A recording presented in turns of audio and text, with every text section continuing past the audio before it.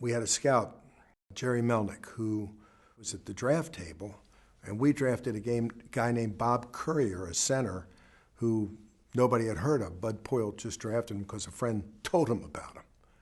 And Melnick, went a little bit nuts and went over to Keith and said, I got a kid that, is the best kid in the draft, but he's a diabetic, and I've checked it out, and he can play, even though he's a juvenile diabetic.